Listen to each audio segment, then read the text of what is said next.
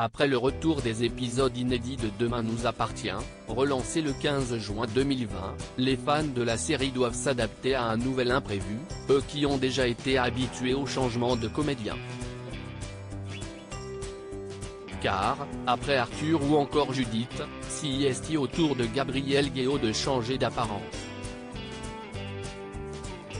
Au début du mois de juillet, les téléspectateurs apprenaient donc que Arthur le Grand ne donnerait plus vie au fils de Morgane, elle-même interprétée par Marie-Catrix. Heureusement, la production du feuilleton avait pu trouver un remplaçant en la personne d'un certain Martin Mille. Ce lundi 24 août, et comme l'a relayé le site Allociné, TF1 a dévoilé un extrait en avant-première de la prestation du nouveau Gabriel Guéot. Mais qui est son interprète? Méconnu du public, Martin Mille a fait ses premiers pas de comédien au théâtre, après avoir étudié à l'école de théâtre Les Enfants Terribles, à Paris. Avant de rejoindre le casting de Demain nous appartient, il a pu s'illustrer dans un court-métrage baptisé Max en 2019. Il a également participé au court-métrage titré Je suis honnête, ou pas, de Eléa Sonji, en compétition dans la 10e édition du Nikon Film Festival. Difficile de ne savoir plus à son sujet, puisque le jeune homme se fait discret.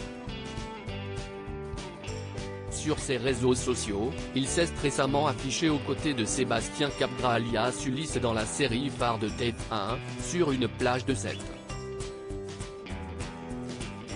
Une nouvelle recrue qui se dévoilera certainement au fil des épisodes de Demain nous appartient. Un emploi du temps non compatible de son côté, Arthur le Grand se consacrera à d'autres projets. Car s'il a pris la décision de quitter le plateau de tournage du feuilleton, c'est en raison d'un emploi du temps non compatible avec celui de ses anciens collègues. La faute au confinement. En effet, comme l'ont expliqué nos confrères d'Allociné, toujours ce lundi 24 août, les projets de l'acteur ont été chamboulés par cette période de trouble. Engagé dans un autre projet, Arthur le Grand n'avait pas pu reprendre le chemin du tournage de Demain nous appartient au mois de juin 2020. Nul doute qu'il suivra cependant de près les premiers pas de son successeur.